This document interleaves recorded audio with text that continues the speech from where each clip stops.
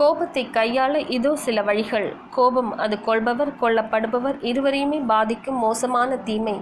ஆகவே கோபப்படக்கூடிய சூழல் ஏற்பட்டாலும் உங்கள் பக்க நியாயத்தை அல்லது அதிருப்தியை உடனடியாக கோபமான வார்த்தைகளில் கொட்டாமல் சற்று நிதானித்து நீங்கள் தெளிவாகி விட்டீர்கள் என்று உணர்ந்த பின் மோதல் போக்கில்லாத வகையில் வெளிப்படுத்தலாம். இதனால் உறவு சீர்கெடாமல் தடுக்கலாம்.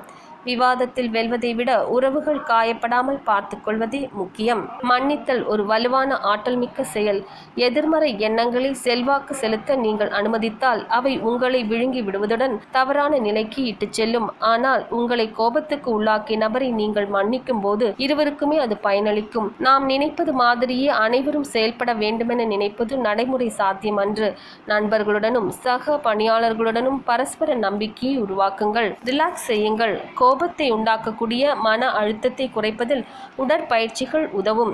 கோபம் உண்டாகி வருவதை நீங்கள் உணரும் தருணம் கொஞ்சம் சுறுசுறுப்பான நடை அல்லது ஓட்டம் அல்லது உங்களுக்கு பிடித்த அல்லது அந்த சூழலில் இயங்கக்கூடிய பிற உடலியல் விளையாட்டு செயல்பாடுகளில் ஈடுபடலாம். கோணத்தை மாற்றுங்கள். சில சூழல்களும் சிலரின் நடத்தையும் உங்களை கோபப்படுத்தலாம்.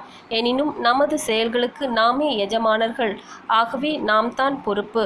கோபம் உண்டாகும் சூழலை வழக்கமான கோணத்தில் அணுகாமல் வேறு கோணத்திலிருந்து பாருங்கள். உதாரணத்திற்கு, குடும்ப சூழலால் நீங்கள் கோபம் அடைவீராக இருந்தால் பிரச்சனையை உங்கள் மனைவி, பெற்றோர் மற்றும் பிள்ளைகளின் கோணத்திலிருந்து பாருங்கள். அப்போதுதான் உங்களின் தவறும் அவர்களின் பக்கம் உள்ள நியாயமும் தெரியும். ரிலாக்ஸாக இருங்கள்.